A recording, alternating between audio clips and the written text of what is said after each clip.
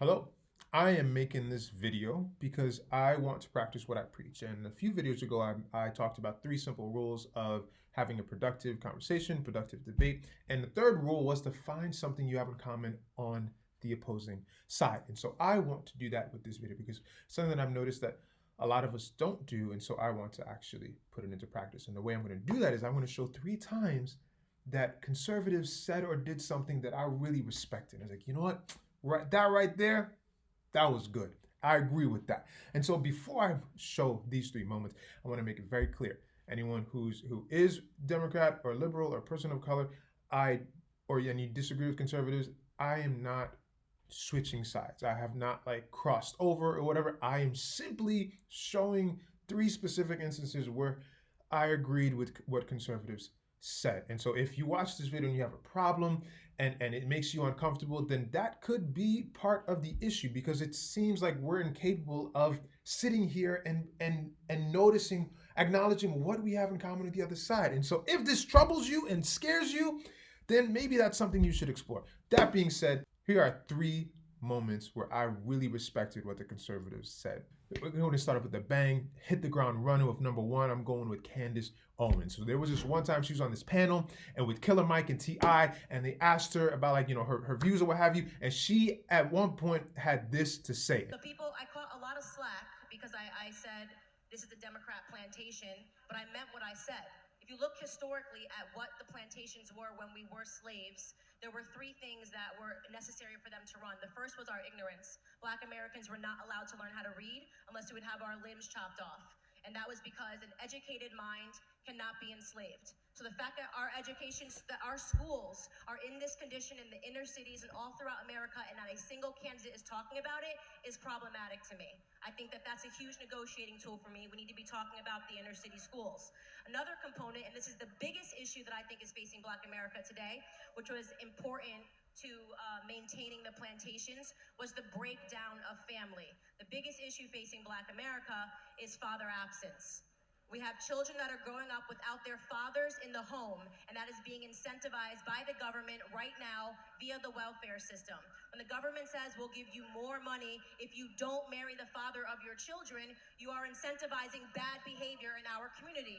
What happens when you remove a father from the home? This is why I do not mess with feminism at all. I'm not with it. This breakdown and mocking masculinity, making it seem like there's something wrong to be a man, all of this contributes to the breakdown of family. All these things that she mentioned, like literacy rate, the education system, and the fatherlessness rate in Black communities, like are stuff that people of color, we all know and we're aware of. And so to see that, it's like, yo, I agree with it. Like, that's not facts that she just made up or she manipulated to make it sound worse. Like, we all know this. And like, this is stuff that we generally are concerned with. And so to hear her acknowledge that, it's like, you know what? I'm with you there. Like, I got you. And then on top of that, like, I'm down with the idea of feminism, the idea of empowering women and giving women equal rights. What I'm not down with is the slice of feminism that makes it seem like all men are evil and that every kind of masculinity is toxic masculinity. Like that slice, like I'm not down with it. So to hear her say that, I'm like, yo, I'm down with you on that one. Like that one, that's a good point. Like, yeah, I'm with you there. And then she goes on to say later on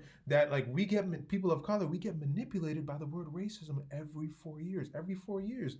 We're calling everybody racist. And like, that is a pattern. Like, you notice that you look around at every election, like every time that comes up and that something racist happens, and it's like, the Republicans are evil, conservatives are evil. And so like, we get easily manipulated by the idea of racism, and that can be used against us. And so the idea that the Democrats may be using that to manipulate us is a little intriguing, and it's something to think about. And so I see that, I'm like, you know what?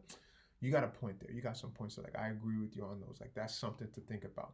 Number 2 was actually really difficult to do, but pulled it off anyway. It was Charlie Kirk. And so somebody called him out and said that the Constitution is based on racist principles, and he had this to say in response. I love the story of Thaddeus Stevens, who fought like hell to make sure that blacks could have the right to vote. I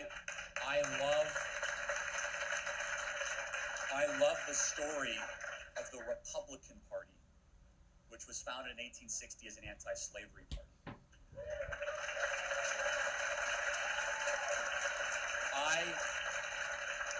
I hate what happened to indigenous people under Democrat presidents. So, granted, there was a lot in his response that I had a problem with in the full video, and I address it in a blog post, but that's not for here.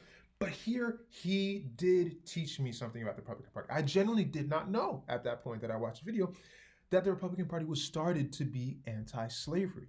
I didn't know about, like, I had to be reminded that Abraham Lincoln was a Republican. Like, I had to be reminded from this video that Democrats didn't start off friends of people of color. Andrew Jackson, a notorious slave owner, was a Democrat. And so, like, this was good to remind me of that. Now, granted, Republicans, they started off anti-slavery, but it's not really as black and white, like when you go back and look at it. But there was a good period of time after the Civil War where Republicans were basically pro-Black Lives Matter. Like, they were down for the cause. Like, they were out here really fighting for the rights of Black people. Like, they really were down for the cause. There was a good window of time when they really were.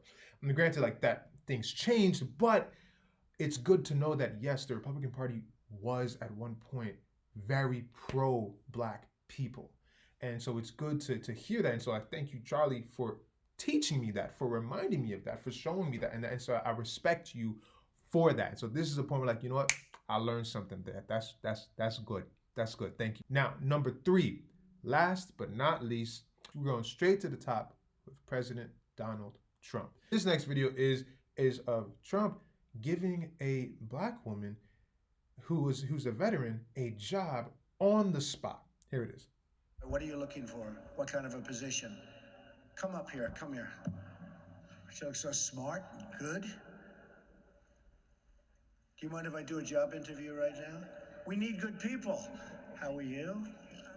So what's your experience in front of the world? Well, I design, I do wreaths, I do all types of decorations. And you like this building? Yeah. Okay. I do. So here's what I'm going to do. There's the man. Stand right over here. If we can make a good deal in the salary, she's going to probably have a job, okay? Now, when I first saw this, to be honest with you, my first response was, nah, bro, he's just doing that for publicity. Like, he's not even, this isn't even real. Like, or she was a plant or whatever. But I had to really check myself. Like, you know what, man? No. Why can't we just take this for what it is? Like, this right here is a good thing. Yes, I disagree with a lot of the stuff that he's done, but this right here, that was good. That was good. Kudos to you. Well done. I gotta call a spade, whether it's good or bad. Like, in this right here, this was good.